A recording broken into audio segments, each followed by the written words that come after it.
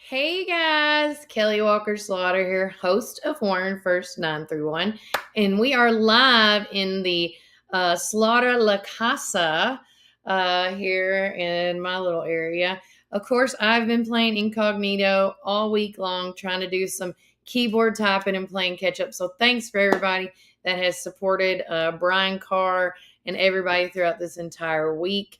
It's just been a crazy week for us, but there's so much things to get started with. I want to say on today's show, we are so grateful for Dave Vance. He is known as the Tennessee Informer. He is one of our a local or friendly podcasters. He's a brother from another mother for me. But we have been talking about Isha for quite some time now, and we haven't talked about it lately because we were gearing up for this episode with the Tennessee Informer, Dave Vance. And what Dave Vance does, the Tennessee Informer, is a weekly presentation focused primarily on actions of the state government and the impact it has on the rights and prosperity of the citizens of Tennessee. Now, this can include actions our state takes to reduce negative impact federal actions have on the rights of our citizens and the sovereignty of our state.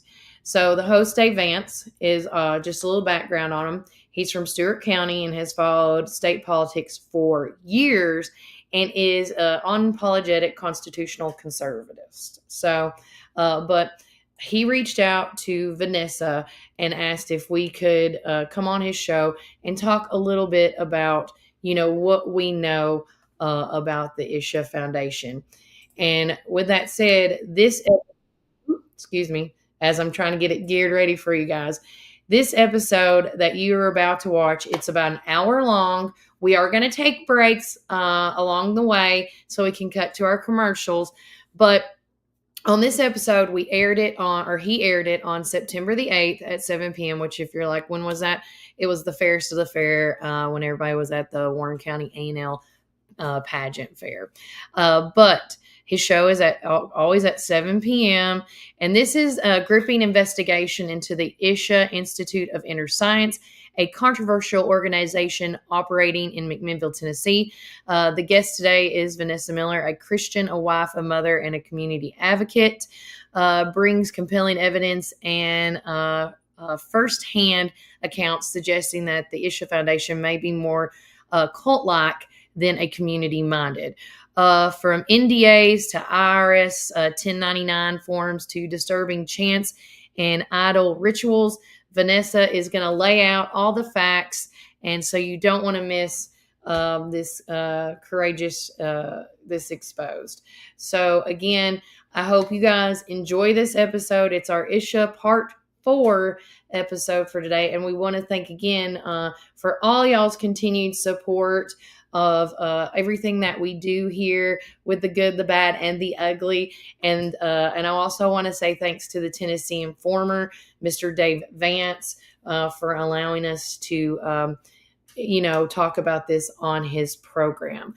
So without further ado, let me get this back up on the big screen for you guys and make sure it's all shareable. I will come back on here in just a few minutes, but again, enjoy the watch as there is more information that we have not talked about on the show that will be in this segment.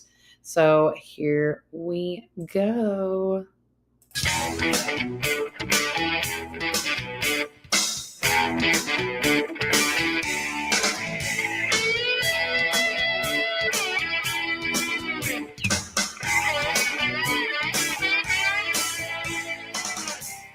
Hello, and welcome to Tennessee Informer. Thank you all for taking the time to join us this evening.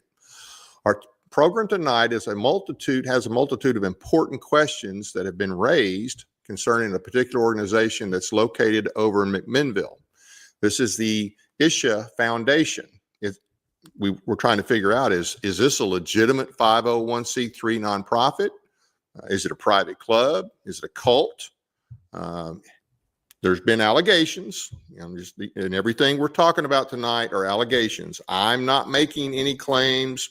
Kill Media is not making any claims. Our guest obviously has some information, but we're not making any claims, but asking the question, has there been sexual abuse of the members of this organization or of the employees?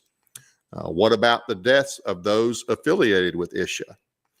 They've occurred, including some suicides. Is the foundation involved in Ponzi schemes and other illegal activity? Why does it own property in 3 counties in Tennessee? And how is it able to rake in millions of dollars? Who's behind it all? Who's getting rich from it? Tonight, we'll be talking with one local woman who has some information and apparent answers to at least some of this and other things that we haven't brought up yet. And you're going to want to hear this. Vanessa Miller, she's a concerned citizen. She's our special guest this evening. She's ready to reveal everything she's dug up and discovered about this interesting enterprise. Stay tuned for Unmasking Isha, Faith versus Falsehood in McMinnville. But first, it's time for the Informer Report.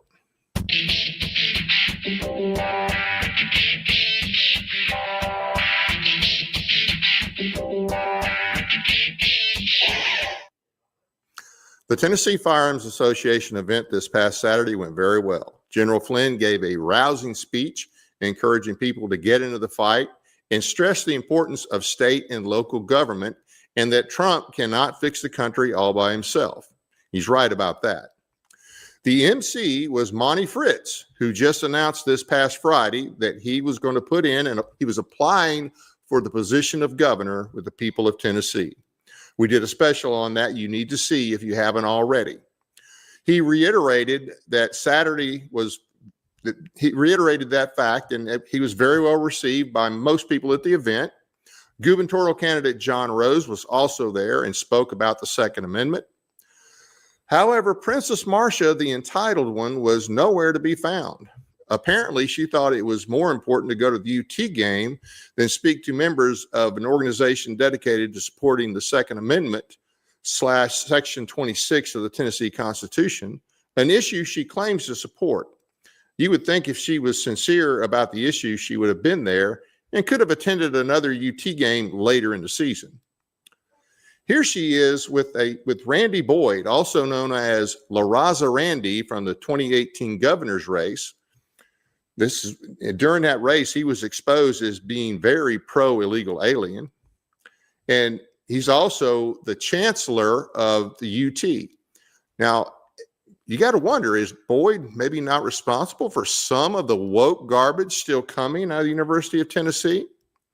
Speaking of Marcia, let's not forget that she pushed the changes to the RNC platform that weakened the stances on life to merely opposing late-term abortion while promoting access to birth control and IVF treatments, which that's not the government's responsibility. That's not a Republican position to provide those things.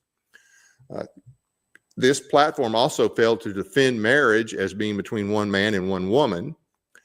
The people that opposed these changes that wanted a stronger platform, they were steamrolled by the RNC to make it harder to stand for life and conservative values.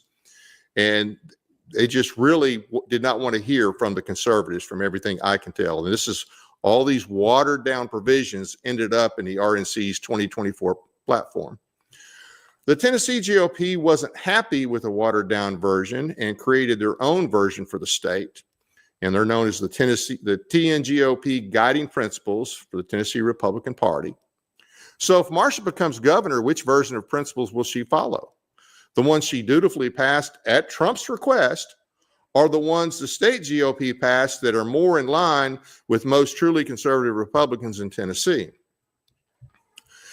TDS, Trump Derangement Syndrome.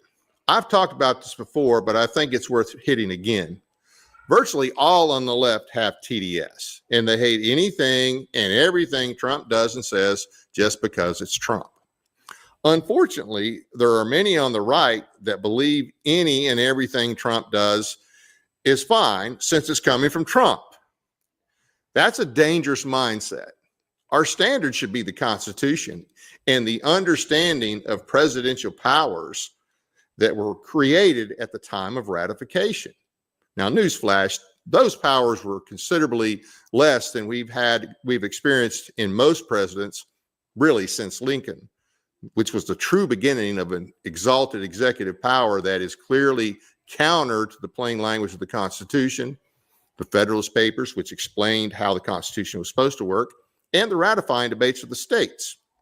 While we didn't get here overnight and will not be able to address the question overnight, we have to remember that not only is Trump not perfect, and nobody is, but whatever he is allowed to do without clear constitutional authority will be done by the next president and likely added to. While most of the judicial action taken against him has been obvious lawfare by the left and very unlikely and unconstitutional, in fact, even a broken clock is right twice a day. We should be careful not to let our support of Trump and legitimate disgust with the left and judiciary in particular lead us to supporting him when his actions are clearly unconstitutional. The issue of tariffs comes to mind, and the fact that the power to set tariffs is clearly with Congress. We have to keep in mind that the standard has to be the Constitution, not just if we like the result. Do not confuse constitutional, which is any garbage opinion a court comes up with. If you've listened, you have heard me say that there's times when he needs to ignore the court, when they are obviously abusing their power. Remember, the president's main role is to enforce the laws of the land. Who makes the laws? That's Congress, not the court. Who is required to force any action from the court? The executive branch, if that action is constitutional. Nobody would say, or nobody should say, that the president is required to enforce an unconstitutional law. Any action a court takes has to be within power given to them by the Congress through the various judiciary acts. They have no power to enforce any opinion unless that power has been granted by Congress, other than hearing cases and giving opinions. All those opinions are intended to be binding in accordance with the Constitution. Now, that leads to the next story of the day. Who can fix and control our courts? Congress has the power under Article 3, Section 2 of the Constitution to limit the appellate jurisdiction of all courts, including the Supreme Court. They can make regulations to the court. So if you want to end lawfare against Trump, then ask your rep and senator when they are going to pass legislation reigning in the courts. The anticipation of lower than expected job numbers, President Trump said, recently said that the real numbers would be in about a year from now, after the completion of several unnamed but very large projects. In fairness to Trump, it's going to take some time to rebuild the economy and the opportunity for job creation. So hopefully his prediction will come true. And Donald Trump said this ahead of a recent jobs report. Real numbers will come in a year from now. And that wraps up this installment of the Informer Report. If you have a news story that you want to alert us to, be sure to send us an email at tninformer.tv@gmail.com.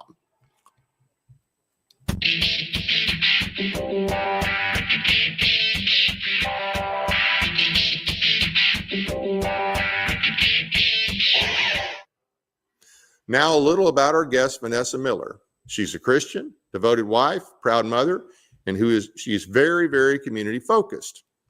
She's a passionate volunteer and proud American. She believes in serving others. Her academic areas are rooted in political science and history. She spent 20 years in the workforce and 7 years as a homeschool teacher. Well, thank you for joining us. How are you doing today? Hello, Dave. Thank you for having me. I'm much better than I deserve. Well, I know we got a lot of ground to cover. You got a lot of good information. And I just want to reiterate before we start, okay, Tennessee Informer, Kill Media, we're not making any accusations. You're bringing us the information to us and the audience of what you have found. So let's start off with, what type of organization does Isha Foundation claim to be, and who runs this? Isha Foundation is ran by Jaggy Vostavash. And before we go any further, Dave, I would like to first apologize to any of my Indian friends or Hindu friends for my mispronunciation. These words are very difficult for me, and I would never want to be disrespectful. And I would also like to continue with that disclaimer. All the information that I will be sharing with your audience today is information that has been taken from IRS tax documents, from Isha's own literature, from their own confidentiality agreements, from forms that their participants are required to sign for participation, and from statements from ex-volunteers who have left the organization and are fearful for their life. So they have looked for someone to help give them a voice and bring light to that. And that is all I'm trying to do. On February 9th, Isha went to our local newspaper and bragged about the yogic city that they were going to build in our county. And they discussed the thousands of people that they would be bringing to the community. And this concerned me greatly. Isha, by their tax certification, is supposed to support soil preservation. They are supposed to support international relief and health treatment facilities for the poor. And so when I found out they were building this community that would house its own convention center, its own 18-hole golf course, it already houses its own school, and that they were requesting more water and electricity than our county's infrastructure could support, I became very concerned. And so I started doing some research, and I reached out to local podcaster Kelly Walker with Warren First, and she gave me a platform to start discussing this story and bringing it to the public. And so Isha's tax classifications by IRS code are a little different than what they portray to the public. And to the public, they portray themselves as a yoga center, which they are, but it's a very expensive yoga center. And it requires you to be a participant of a program called Inner Engineering. And this Inner Engineering. Yes, sir. Yes, sir. And something that I think is important to point out is that I'll be referring to the founder of this organization by his nickname, which is Jaggy. Okay. A lot of the followers refer to him as Sadhguru. As a Christian, I can't do that. My God's a little jealous. So Mr. Vastavash, or Jaggy, if you will, is the founder of this organization. And in India, he was a businessman. And so he was a private businessman who decided that yoga might be something that he was very interested in, and decided that he had a calling to become a guru. And in the Indian culture, what I'm finding out, and with Hinduism, often they do follow a guru. However, my claim would be that this individual is not a guru, is that he is a very creative entrepreneur who has learned how to use the tax system to grow wealth for himself and his inner sanctum. So he's an accomplished guru. Yes, sir. Yes, sir. And so as I wrote the first story, and Kelly and I talked about it on her podcast, we began receiving emails and messages from people around the world.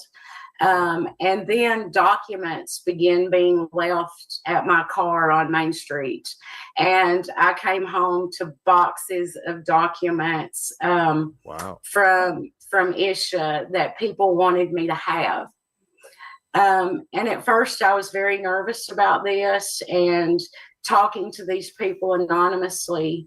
And as they began sharing their stories, my heart just went out to them because they needed a voice. Now, are most of these are Indians? They are from the Indian American population and Americans. And so I guess, Dave, I'm just doing my best and fair and present the facts that I have. And the American Hindu population, American citizens, and the victims deserve to know the truth. And this organization seems to be taking advantage of our tax code, first of all, to benefit themselves and to grow wealth. How are they doing that? Well, they're doing that in a lot of various ways that I can tell, and I'm no forensic audit.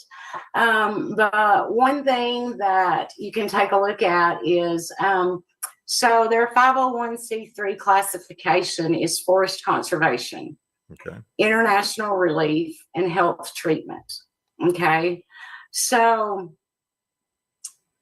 I guess my question is, how are expensive paid programs that have to do with individual development and self-care, how does that have anything to do with soil, international relief, or outpatient health treatment?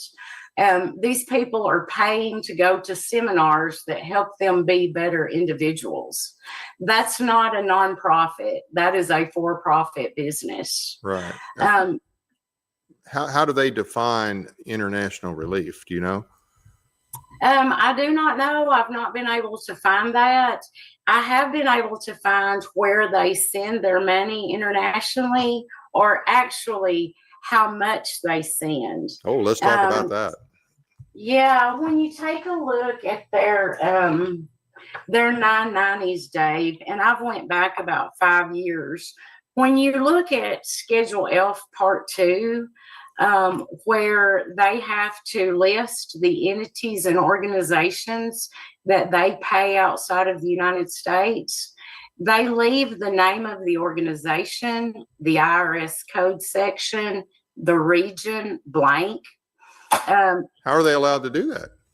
It's very vague. Well, I have had a local CPA take a look at that, and they say that a form like this would have never left their firm.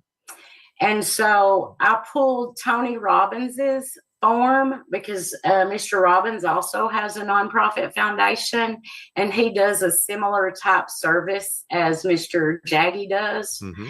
And so I noticed that his form is filled out completely and lists, it's really hard to see on here, but you can see how every space is filled in. Right. Okay. Okay, on Isha's, you can see that it tells this money was wire transferred, but it doesn't tell where it went. Does do the documents say who did the filing, who the CPA was? They did. It's actually a firm out of Atlanta, and from what I can tell, each year their CPA changes. So for the last 5 years. Well, you know, it seems a little strange to me, Dave. I've been with the same accounting firm for about 10 years now, so I don't know why you would change every year. Yeah, I've heard of circuit preachers. I've never heard of a circuit CPA. Exactly. So when I started looking at these documents, that brought questions and concerns to me. And Isha claims to be transparent. Well, if you're transparent, why is it a problem for you to tell us which foreign entities you are donating to? Right. This could be supporting terrorism. This could be supporting human trafficking. This could be supporting arms deals. And, you know, that may sound far-fetched, but historically, when you look at cults, Yep. and I will add that cults are not illegal in the United States, Right. but historically, they have all been involved in illegal activities because they have to fund Right. their cult some way. And sooner or later, people catch on and quit drinking the Kool-Aid. Yeah. So Hopefully in time. Yes, hopefully in time. So I have spoken with local veterans groups who are very concerned that some of this money leaving the country could be going to fund things that work against America. Right. So what I would say to Isha is, if I'm wrong, please prove me wrong. Just tell us where you transferred the money. I also looked at Samaritan's Purse. Samaritan's Purse is happy to tell you where they send their money globally and how it's being spent. Right. So I don't understand why Isha feels like they're special or they shouldn't be as transparent as the other nonprofits operating in America. How much property do they own, Isha? Oh, wow. Let's get down to that. Let me find my notes. Now, that one form, did it show how much money they brought in? Can you tell the audience how much money they brought in? Oh, let me get to my little notes here and I'll tell you.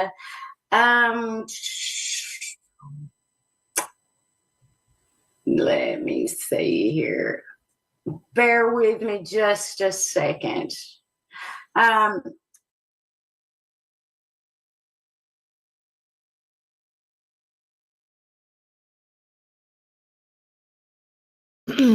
Hey guys, we are going to take a quick break from a word from our sponsors, but when we get back, we're going to dive right back in with the Tennessee Informer, and we're going to with Vanessa as they go into more stuff about how much property does Isha own, how much their value is as an organization, and things like that.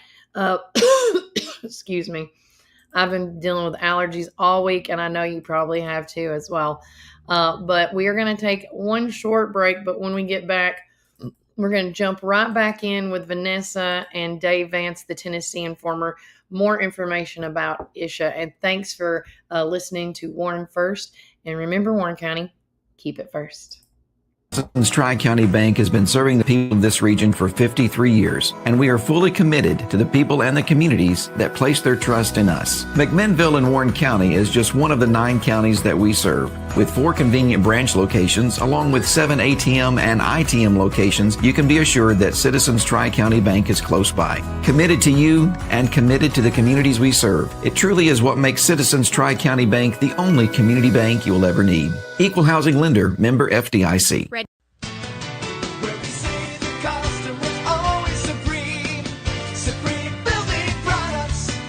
This is David Moore with Supreme Building Products. We've been your one-stop shopping center for lumber and building supplies since 1963. We're a family-owned business and operated and proudly served Warren County for over 50 years. At Supreme, it's not just about great prices, but it's about exceptional service. Our customers are what's always supreme. From lumber to roofing to plumbing and paint, we have everything you need to build your dream home from the ground up. Whether you're a contractor or a homeowner or a weekend warrior, our knowledgeable staff is ready to assist you at our state-of-the-art drive-through lumberyard. Visit us, please, at the corner of Highway 70 and North Spring Street. There's something for everyone at Supreme Building Products, where quality and customers come first, and the coffee's always free. And always be sure to shop local. Call us, please, at 473-9564. Where we say the customer's always supreme. Supreme Building Products. Your one-stop shop for all your building needs. From the showroom to the lumberyard, a builder's dream. Professional sales and a great location with your guaranteed satisfaction. Where we say the customer's always supreme. Supreme Building Products. Supreme Building Products. Rise and shine, McMinnville. Treat yourself to delicious frozen and soft drinks in Sonic, perfect for those hot summer days. Whether it's lunch or dinner, let Sonic be your go-to stop to cool off and refuel during the summer rush. And don't miss our special drink offer available until 10 a.m. Start your day the right way. With so many flavors to choose from and the best sun drop in town, why go anywhere else? Drive into summer with Sonic in McMinnville. Visit McMinnville Lawn and Garden at 129 Keel Drive, where we've been serving our community since 1995. With a rock-solid reputation for excellent service, our dedicated team is here to help you find the best lawnmowers, leaf blowers, chainsaws, weed eaters, and more. We proudly carry top brands like Echo, Stihl, Shindala, Gravely, Cub Cadet, and Skag. Take advantage of our early spring service, free pickup, and a discount on service. Plus, from chainsaws to gardening tools, We've got you covered for storm season. Trust the experts at McMinnville Lawn and Garden, where quality and customer satisfaction come first. Call us today at 815-5296. Hey, this is Kevel at the Cafe at Tree City, and I'm happy to say that you can now order all of your favorite espresso drinks online for pickup or curbside delivery. And you can do that by getting on Google, searching the Cafe at Tree City and just clicking online order, or follow our social channels and click on the link in our profile. Come enjoy a drink with us inside for pickup or to go. Hope to see you all soon. Thanks.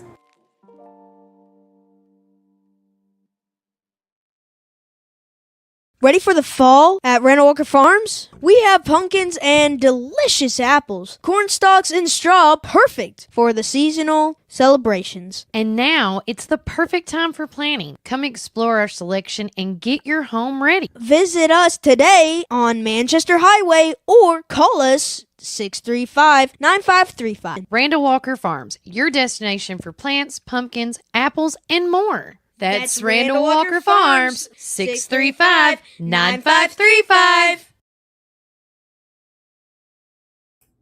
Welcome back, everybody, to Warren First 931. I'm your host of the show, Kelly Walker Slaughter. As we take another deep dive into our Isha Part 4 with the Tennessee Informer, Mr. Dave Vance, as Vanessa did so far an amazing interview. And sit tight as we still go on through the show as everybody is watching. And again, we want to thank everybody that comes out and supports us. Thank you to Samantha Willett. You are so brave, and we as a community are thankful. Dwayne Ramsey here in just a few minutes. We're going to get right back into Vanessa talking about how much property that the Isha Foundation in the Tennessee area owns. So be aware of that. We want to say thank you to another one of our many sponsors, Reddick Brown Ford. They are community weather sponsors. And currently in McMinnville, it is 69 degrees. Cloudy today. Thunderstorms are expected around 4 p.m. Wind gusts are going to be up to 11. The high today is going to be 76, and tonight's low is 64.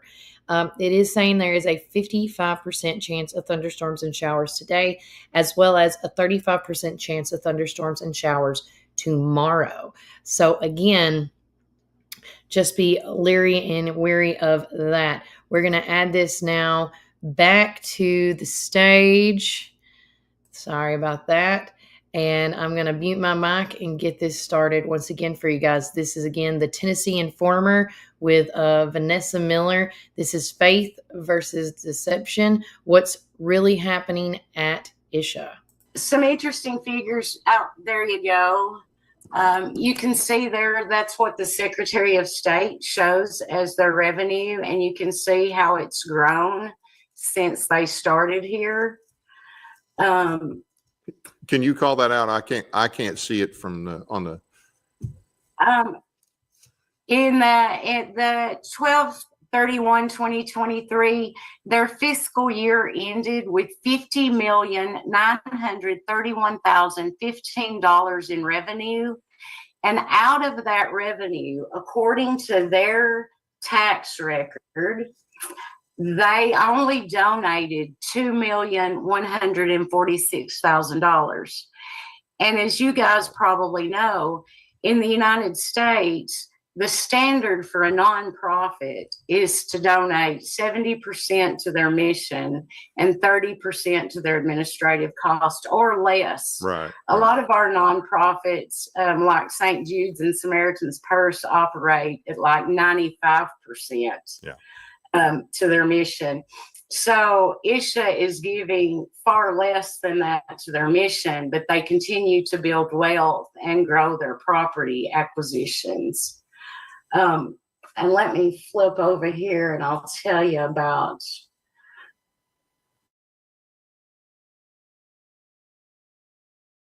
in Tennessee, 22 to 26,000 acres of land. Wow. Is that all in Warren County? That is in Warren County, yes.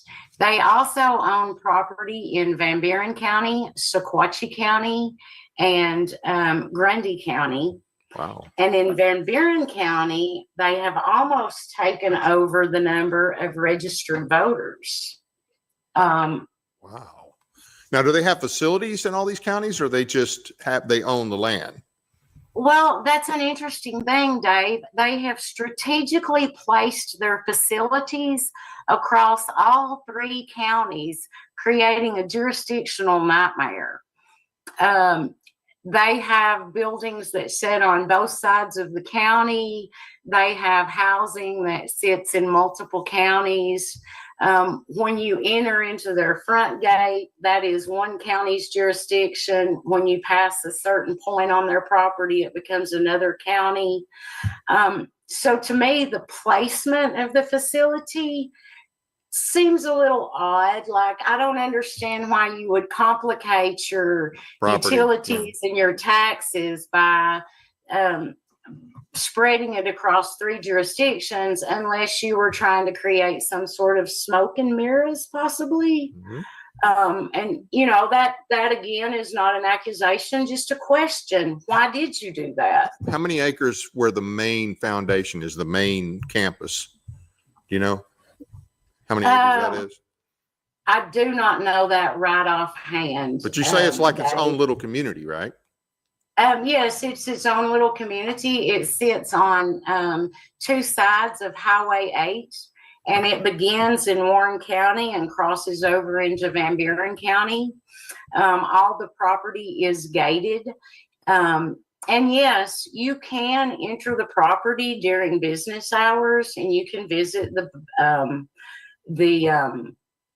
hiking trails, but you cannot participate in their programs without making significant investments, without signing certain forms. Non-disclosure forms? Yes, sir. Yes, Is that normal for a charity to have a non-disclosure form? That doesn't sound normal to me, but. Me either. I go to a lot of lectures and a lot of church events, and I've never been asked to sign a non-disclosure. I've never been asked to take a vow of silence about the activities that we participate in. Even as a little sister at a fraternity, I wasn't asked to sign a non-disclosure act, and we probably should have signed them. Well, they weren't counting on anybody remembering anything, so that's different. Yeah, that's true. Very true. So, what are the worst things that's been brought to your attention, or that people have told you or shown you evidence? What are some of the, other than financial concerns, what are some of the other things that people have brought to your attention? Well, the reason that I have continued on with this, and it is on my heart for the coalition of attorney generals to review this organization, is the abuse. I have talked to parents who have found out that their children have been sexually abused, or that they felt that their children were being groomed for certain behaviors. I have talked to women who have told me that they have been brought here under the guise of inner engineering and helping them reach another level of spirituality. And once they have turned over their assets and begin to question anything, they've been kicked to the curb. I've talked to fathers who have lost touch with their children because they went to a weekend seminar at Isha, and then suddenly they were a part of this and they were no longer allowed contact with their family.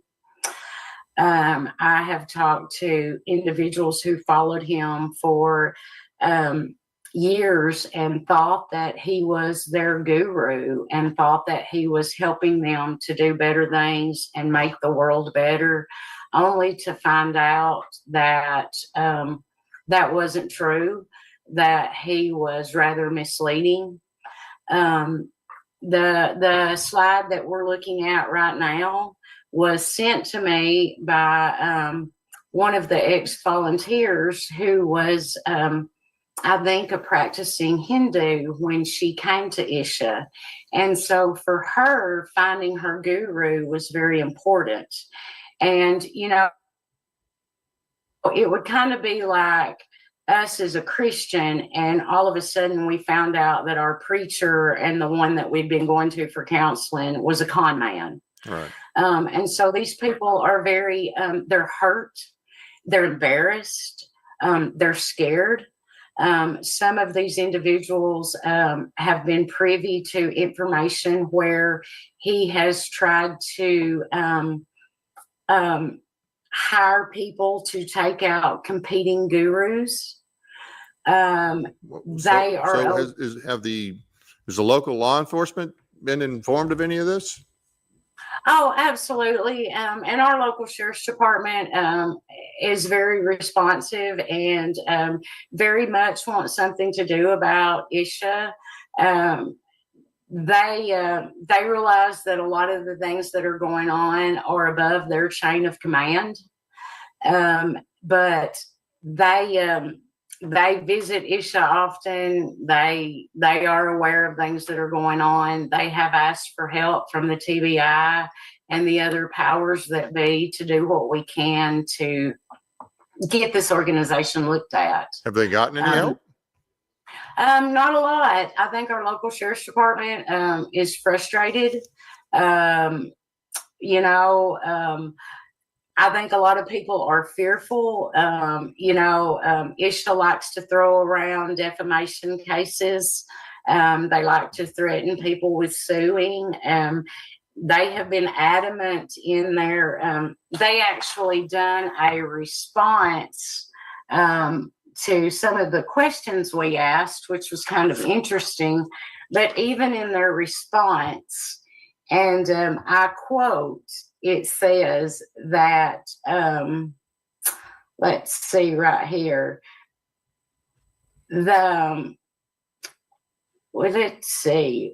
we have filed civil lawsuits against individuals who are defaming us, and we will cooperate fully with any forms of investigations to prove this.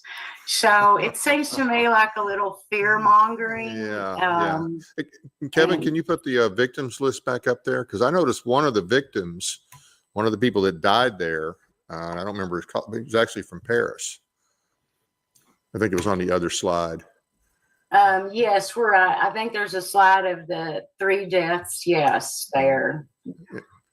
And what do we know about those? I mean, were those?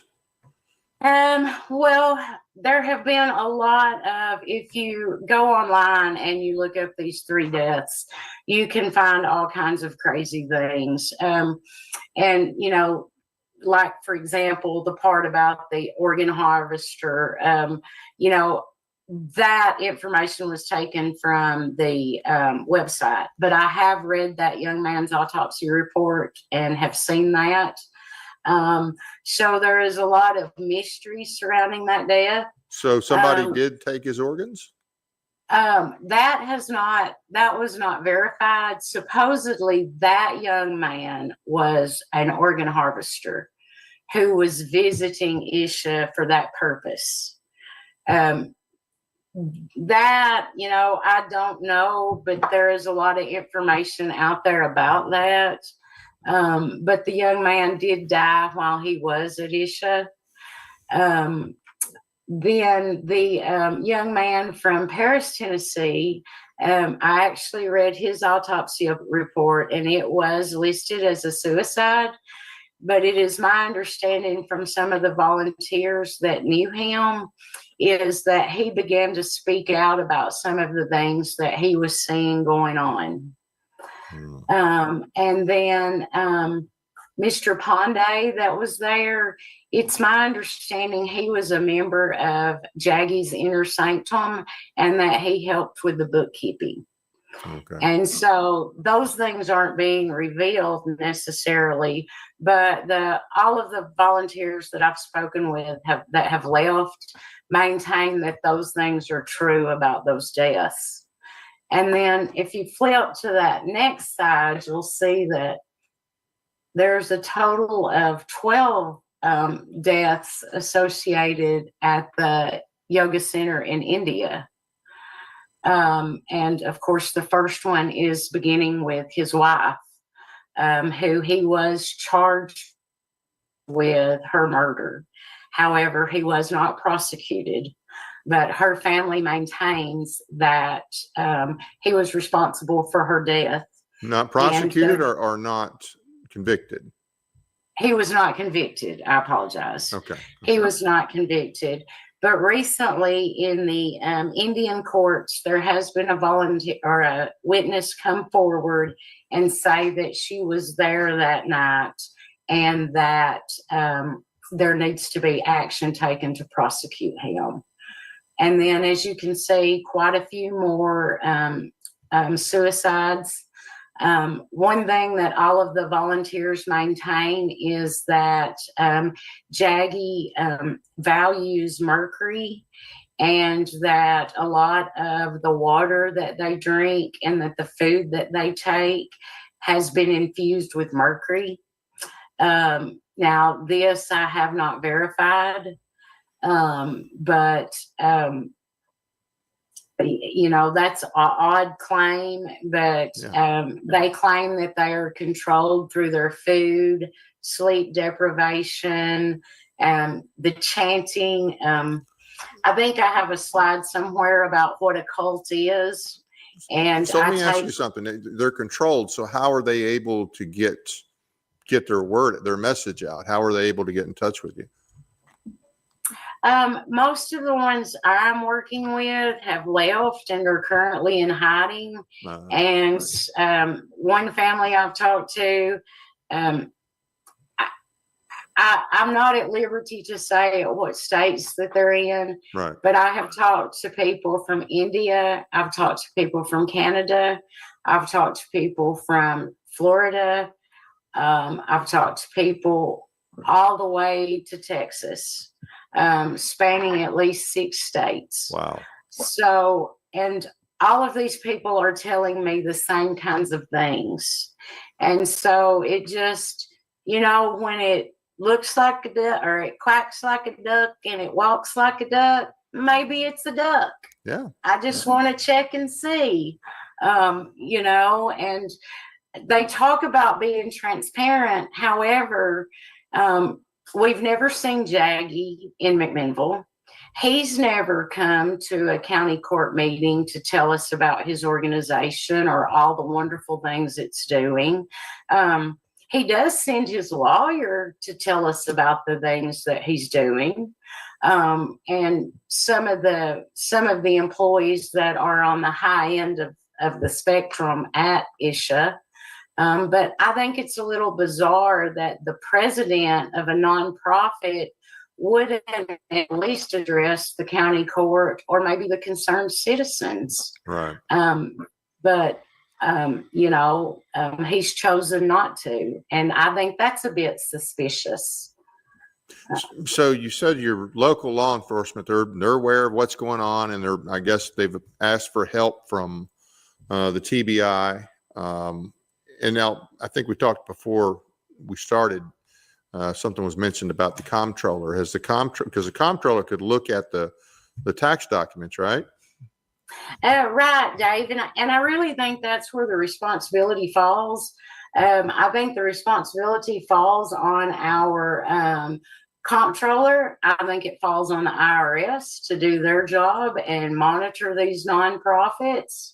I think that I'm trying to get up here to my notes. I think that the IRS has responsibility in this. I think the coalition of attorney generals who are supposed to monitor nonprofits and make sure that they're operating under their assigned codes should take a look at this. You know, something interesting, they want to talk about how much money they pay. They paid $299,000 in property tax to Warren County. They own an additional $15,199,000 worth of property that's not taxed. How? You tell me, Dave. And that's all I want. I want the State Board of Equalization to tell me how that $15 million worth of property is considered tax exempt when it's used for inner engineering, when it's used for private conferences that support his business and not his mission. I want the IRS to tell me why he still has this tax code. Yeah. So no, the State Board of Equalization is not answering my questions. The comptroller is not, nor is the Attorney General. So And I what wanna about the know local why. government? I'm curious, has the local government, the local county commission, the local property assessor, what have they tried to get the comptroller and get the other agencies in the state to look into this? They have, and I've actually met with our local property assessor, and she has done her due diligence. She has actually had to hire attorneys for the county to sue them at the state level because they have taken it to the State Board of Equalization. She has succeeded in getting some of that turned over, but what I keep hearing from my local authorities is that once they get to that state level, Isha seems to have the upper hand. So I just want some accountability from my state officials on this matter. Yeah, everybody should. So how long has this institution or this foundation been there, and how far back do these tax issues go? Is this like just a recent issue with the taxes, or is this an ongoing issue with the taxes going back years? This issue is going back years. And as they have built and added on facilities and condominiums and home lots, they have just tried to continue to sanction all of those buildings under that nonprofit status and maintain that these buildings are being used for the mission. Well, you know, you can look at some of the documents that I've put up about like the home lots and things. These are being used for motels. They're being used for overnight stays when these people come in from out of town. And recently, Isha has agreed to pay the tourism and hotel tax to Warren County. But again, who's going to enforce it? Are all $15 million worth of their non-taxed properties going to be included in this? And who is responsible for making them pay those back taxes that are owned? Do you know of I'm curious, do you know of other big property owners in your county? And I'm sure there's nobody that's got, or probably nobody that's got $15 million worth, but is there anybody else that's, you know, historically behind on their taxes and nothing's been done about it? I mean, is this a problem with other people, or is this just a problem with the foundation here? Oh, no. In Warren County, let's see. I just went to Darlene's office. We actually have one of the top rates in the state for property tax collection in the state of Tennessee. We are at like 93. I hate to throw out a figure, Gotcha. But it's something around 90+% of property tax that is collected on time in Warren County. So, and it's not necessarily that they pay late, they're just not having to pay on all of their properties. And it's my understanding that the State Board of Equalization has never set foot on Highway 8 and walked these properties and looked at them. And so that's where some of my concern lies also, Dave. Where's the accountability? Who is holding this organization accountable?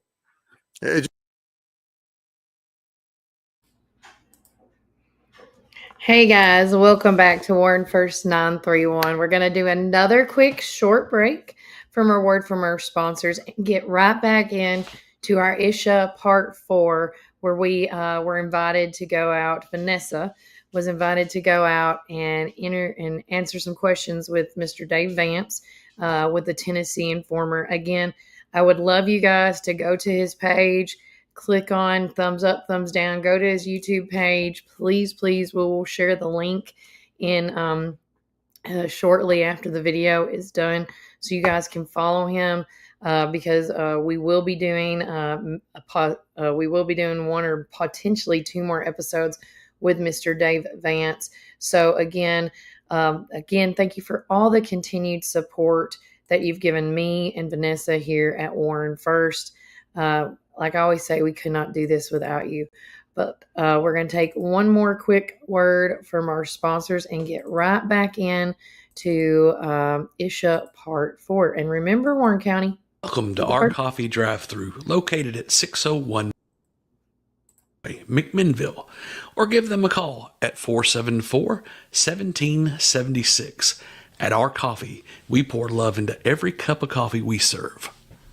Welcome to our coffee drive-thru located at 601 Beersheba Highway, McMinnville. Don't know what to eat? Have you tried Cumberland Biscuit Company or Tops Frozen Yogurt and Metro Deli? Down on Main, you can enjoy pizzas and sandwiches, weekly combo specials, soups, salads, and finish it up with Tops Frozen treats. On the weekends, check out Cumberland Biscuit Company's unique dishes like the Twisted Goat Burger or the Bambushka Burger. For lunch or dinner, get the experience of going out of town right here in McMinnville, down on Main. Follow Tops and Cumberland Biscuit Company on Facebook, Twitter, and Instagram. When you need help with your medical needs, who are you going to call? At Stacy's Wellness Pharmacy, you're not just a number, you're a part of our community. When you call Stacy's Wellness Pharmacy, you'll get a live person to help answer your medical questions. In a hurry? Try our convenient drive-thru. Not able to get out?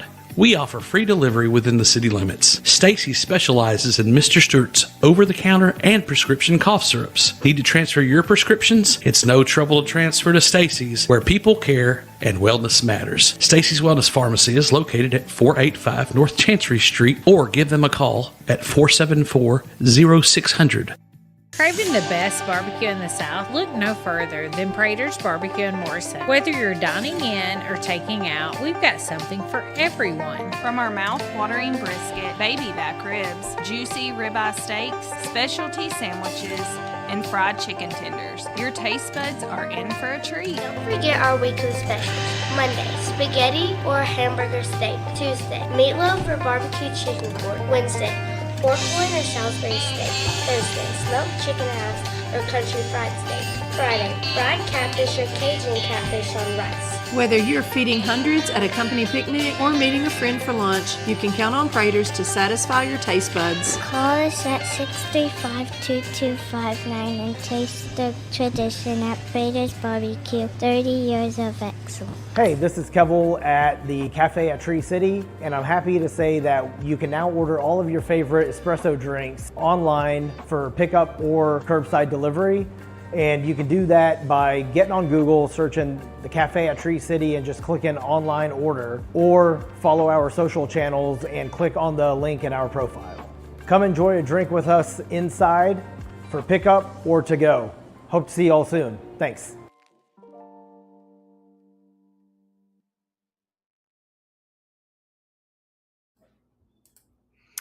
Welcome back, Warren First 931ers. I'm your host of the show, Kelly Walker Slaughter. Currently in downtown McMinnville, we are at 70 degrees. Now remember, there is a 55% chance of thunderstorms and showers today, expected around 4 p.m. today. So again, if anybody's doing some afternoon traveling, going to some sporting events, because I know there's tons, make sure you dress accordingly. But again, today's high is 76 and tonight's low is 64. To some of your quick questions, because we got to get right back into it because we're not done yet. Miss Patricia Basham is asking, is there any way to get a complete copy of this entire presentation? Yes, there is. I will have to call Vanessa. She's got the complete copy of this. If you want the video, the complete video, you can go on to YouTube. He's called the Tennessee Informer by Mr. Dave Vance is his name. But if you want the actual PowerPoint presentation, that's something that Vanessa has, and I'll have to ask her on that. And yes, to Miss Rether Muncie that follows us as well, it does surprise me as well how many people have not ever heard of the Isha Foundation as well. But we're going to get right back in to the segment, and as I'm like trying to multitask, but Again, this was an hour long, and we are over the halfway mark. If you're wondering where we're at, but here we go. It just seems strange to me that you're talking that much money, that much property.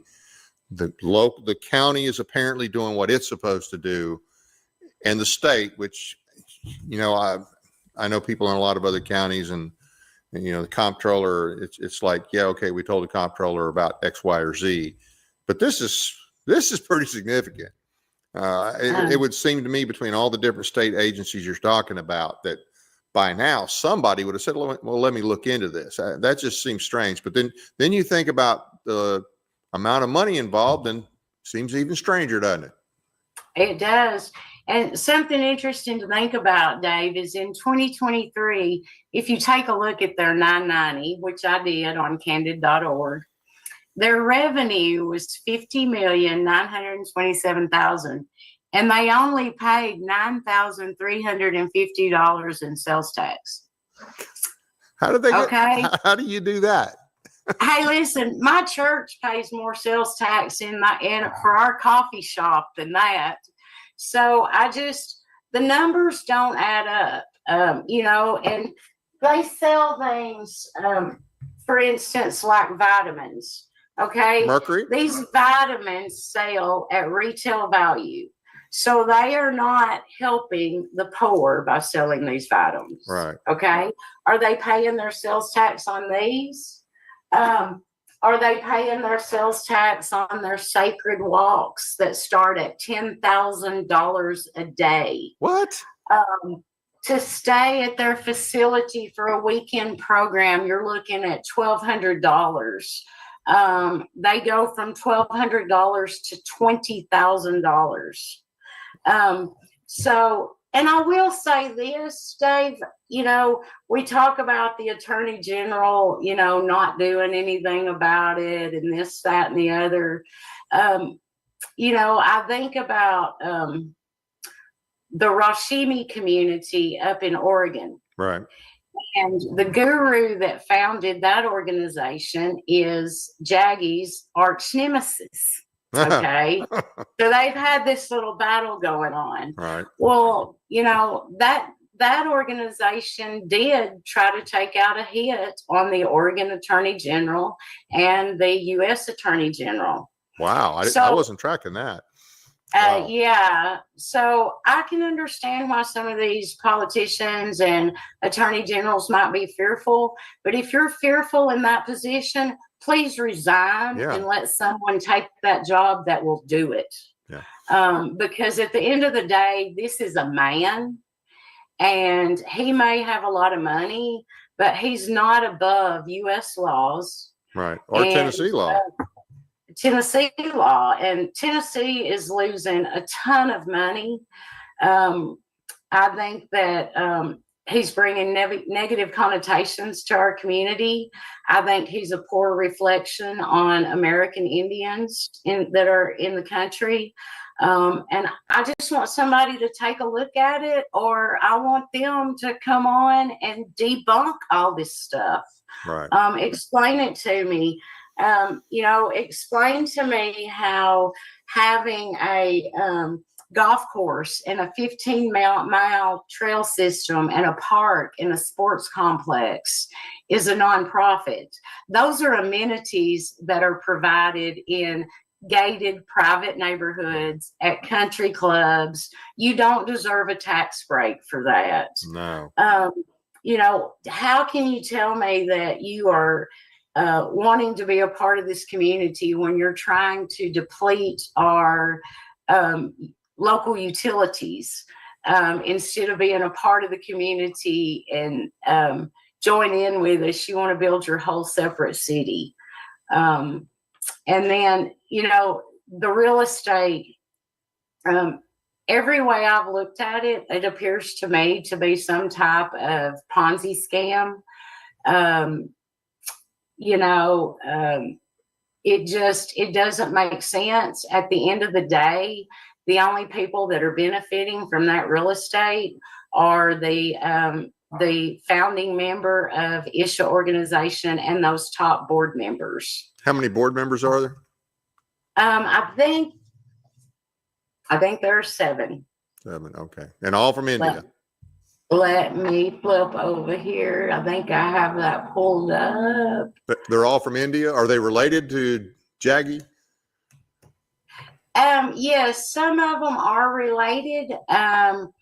Let's see. And his interesting fact: his son-in-law is the president of their LLC, September Bloom, which is the construction company that you are required to use to build your home.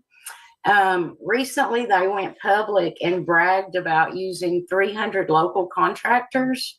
Well, according to their tax documents, they bring in their masonry contractor from Texas.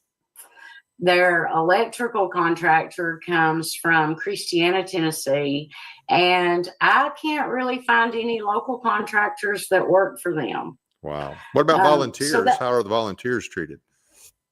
Oh goodness. If you ask the ones that have left, very poorly. In what way? Talking physical abuse or? Not so much physical. It's more grooming, mental abuse, sleep deprivation. They're allowed 2 meals a day. Basically, they are paid wages that are so low, they're not required to file their federal income taxes. So when they talk about us, making money off all these volunteers, no, we're not. There are, various documents that talk about even how I assume one of their past marketing people left this for me, but this talks about their promotion tactics and their book tours and about what the volunteers are supposed to say publicly or on their social media. So it's very controlled. Yeah. This particular document is where they participate in one of the programs, and in this program, they have to understand that they must be in complete silence without any form of communication with anybody is absolutely essential. Non-compliance will jeopardize your benefits of the program. You have to declare non-communication from the outside world. Yeah, that's a cult. So, sounds like a cult to me. Yes. That's not. I'm just saying that's what it sounds like. Right. Well, if we can put up the quote, "Is Isha a cult?" on that slide, the definitions and characteristics of a cult, those came from U.S. renowned psychologist Michael DeLagon, and he's considered the expert on this in the United States. And those are the classifications of a cult. The highlighted yellow shows you that Isha meets every one of those qualifications. Wow. And on the surface, I think there are a lot of wonderful people that go to Isha and they think, oh, I can go up here and practice my yoga, or I can grow in my Hinduism. And then they get there and they find out that's not what it is. And then I think a lot of this underlying stuff is hidden from those happy people who come in and do their $1,200 weekend. Right. One of the saddest stories that has been shared with me is a family from Illinois came down for a weekend seminar, and the wife was taken with Jaggy and the inner engineering program. And she told her husband that she wanted to move to Warren County, Tennessee and be a part of this. And the husband said, "This is a cult. No, we're done. We done our weekend of yoga. We're going home." She served him with divorce papers, drained the bank account, brought the children to Warren County. Once Isha was in control of her assets, the husband got his children, divorced his wife, and now this individual lives in a homeless shelter here in the county and is rebuilding her life. I know another woman who was recruited here to mine Bitcoin. They are evidently a lot of the volunteers are cryptocurrency miners. Oh, wow. Which brings up some concerns for me. This particular lady was recruited here to do that. And upon doing that, it is something she had worked in previously. She began having questions about the volumes of money that was being moved and why it would disappear so quickly from certain accounts. She was quickly moved to gardening and later blackballed from the organization. I recently talked to a family. I don't know if you know this, but Houston, Texas has one of the largest Hindu populations in the U.S. right now. No, I didn't know that. And I think it's, fairly peaceful. I think they've just all ended up living in that area. I recently talked to a gentleman who has insisted on remaining nameless, who moved his family here because he thought it was going to be a community where they could grow and, just live a better life. And he put his children in the school. They spent 2 months here. He's cutting his losses and going back. He said he was not going to subject his children to this. And so I just keep hearing these things. And these individuals that are sharing them have unfortunately signed this confidentiality agreement.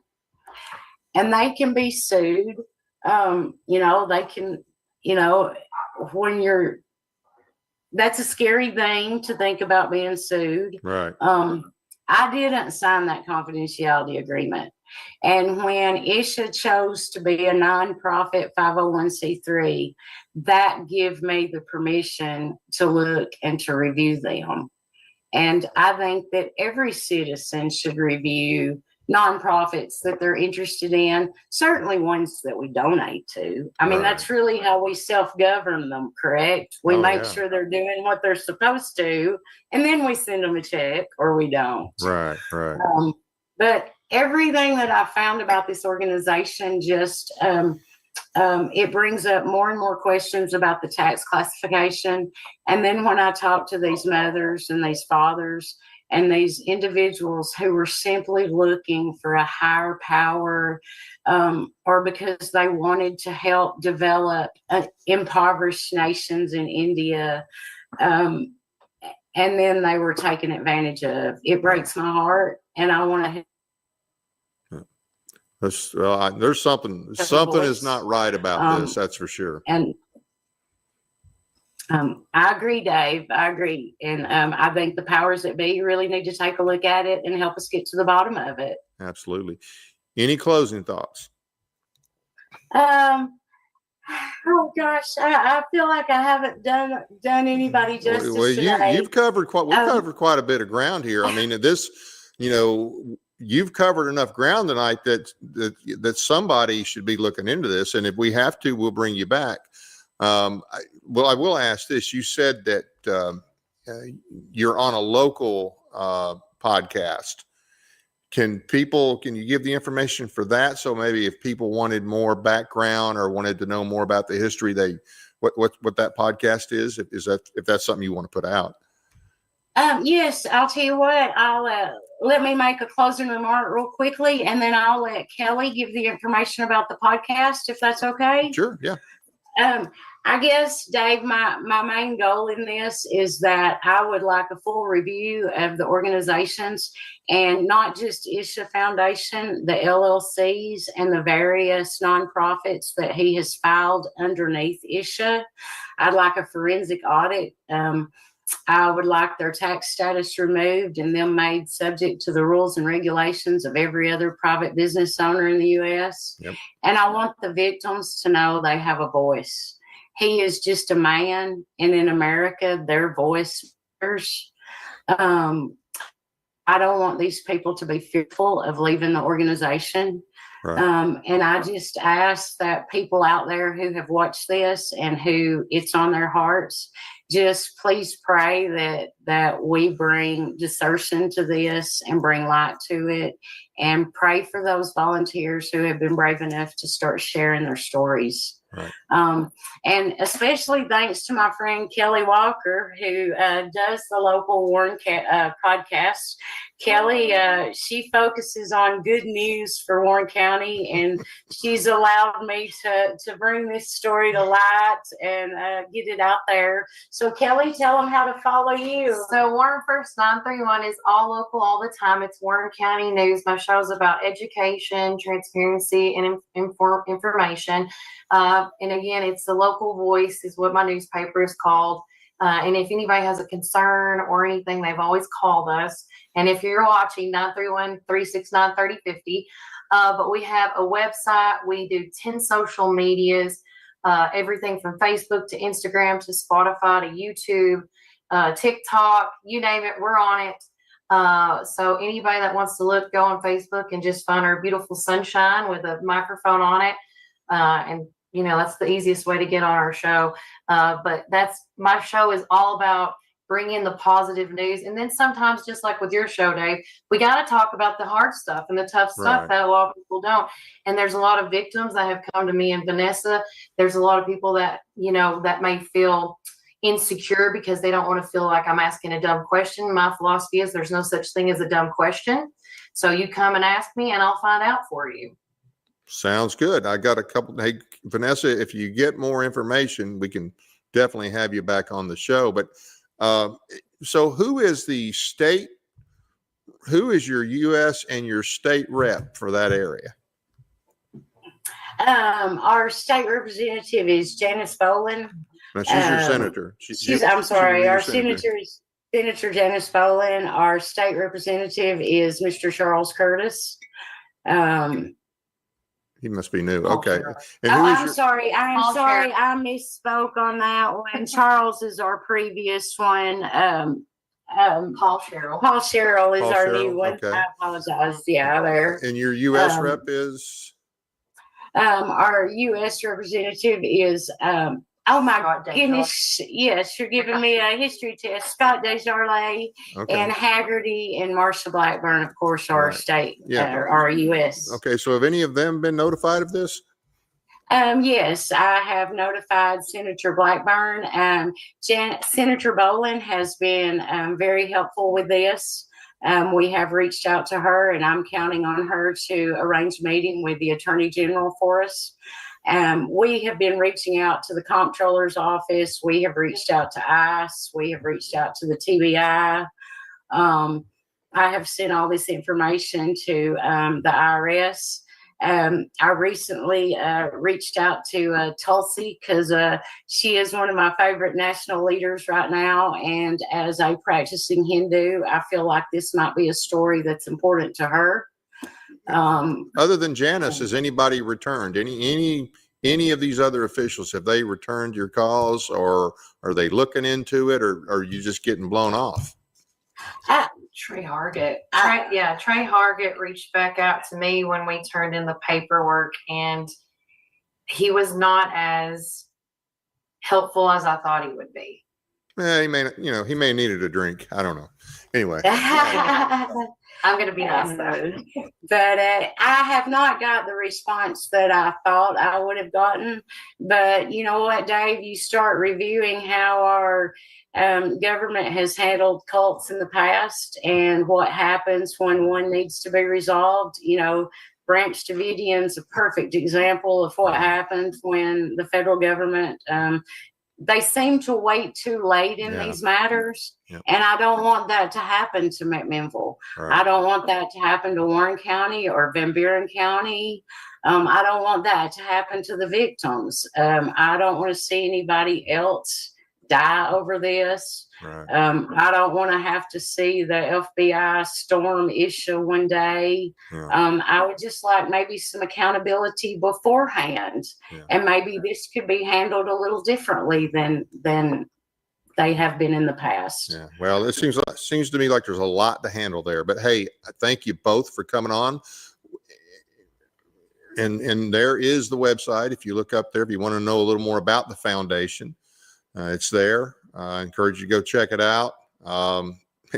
We'll probably have to have a second show on this, and let me know when you get some more whether you get more information on what's going on inside, or whether you get finally some help from the state or the feds for that matter. So absolutely, Dave. I'd love that. And I'll definitely keep you informed. And anyone that wants to reach out to me, any volunteers that might be watching that are fearful and want to talk to somebody, I promise them anonymity, but reach out. I'll listen to your story. Well, hey, thanks again, and we'll definitely get back with you. I want to thank the audience for taking the time to watch the program tonight. It doesn't cost anything to subscribe, so please be sure to hit the like and subscribe buttons as well as the notification bell so you never miss an episode. We appreciate your support. Thanks again to Jonathan and Mary for their financial support from July through September. You guys are great. We really, really appreciate that.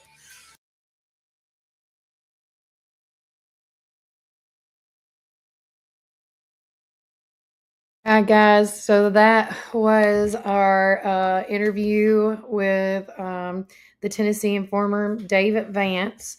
I am going to put the link in right now. If you guys want to be able to watch this later fully without the breaks. But again, that was the complete interview with Vanessa Miller about the Isha Foundation, as I call it, part 4.